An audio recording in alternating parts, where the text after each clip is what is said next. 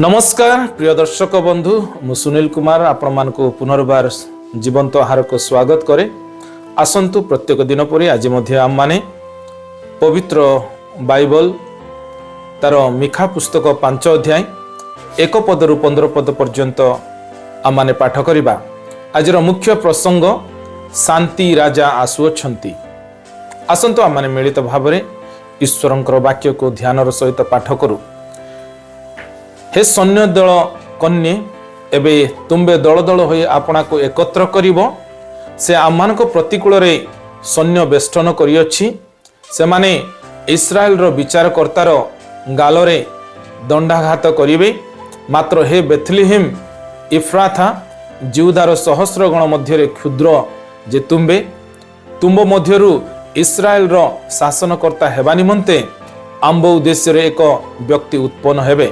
पुरातन कालरू अनादि कालरू ताहांकर उत्पत्ति एनिमते जो स्त्री प्रसव वेदनाग्रस्ता हेउछि से जे पर्यंत प्रसव न करे से समय पर्यंत से सेमानकु त्याग करिवे।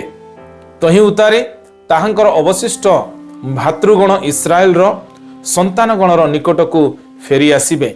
पुणी से ठिया होई सदाप्रभुंक शक्ति रे सदाप्रभु अपना परमेश्वरंक नामर महिमारे आपणार पोल चराइबे और सेमाने सुस्थिर होई बास करिवे। कारण से समय से पृथ्वीर प्रांत पर्यंत महान हेबे। आउ एही मनुष्य आममानकर शांति स्वरूप हेबे। जो समय असुर आममानक देश को आसीबो और आम्भमानक अट्टालिका मानरे पदार्पण करिवो।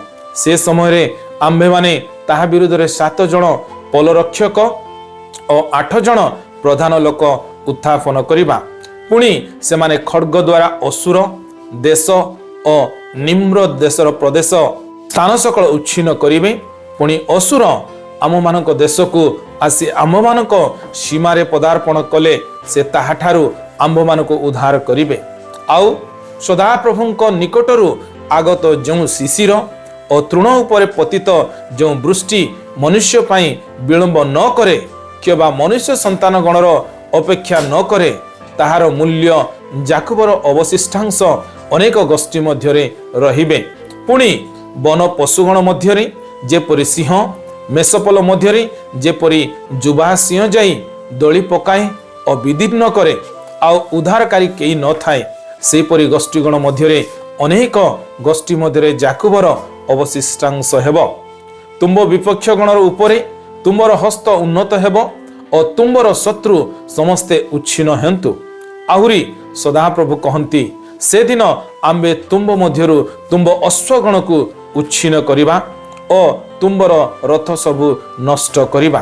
पुणी आम्बे तुंब देशर नगर सबु उच्छिन्न करिबा और तुंबर दृढ़ दुर्ग सबु भांगी पकाइबा। पुणी आम्बे तुंब हस्तरु मायावीत उच्छिन्न करिबा और गणक माने तुंब मध्यरे आउ नथिबे। आउ आम्बे तुंब मध्यरु तुंबर खोदित प्रतिमा और तुंबर स्तंभ सकल उच्छिन्न करिबा।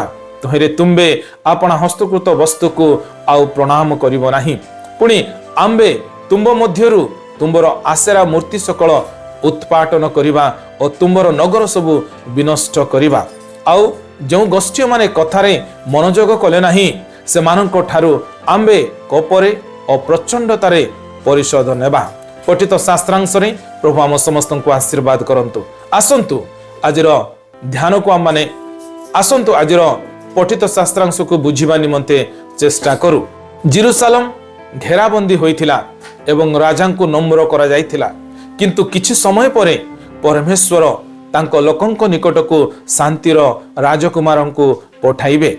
एई राजा थिले ख्रीष्ट, जहांकर जन्म एक बड़ एवं शक्तिशाली सहर रे नुहे बरं बेथलेहेम रो छोट सहर रे होइथिला। से जने उत्तम मेषपालक हेबे जे परमेश्वर को शक्ति रे तांको लोकंको जत्न नेबे। सेई दिन इस्राएल सारा विश्व रे परमेश्वरंकर आशीर्वाद विस्तार करिवे एवं तांको न्याय पूर्ण करिवे।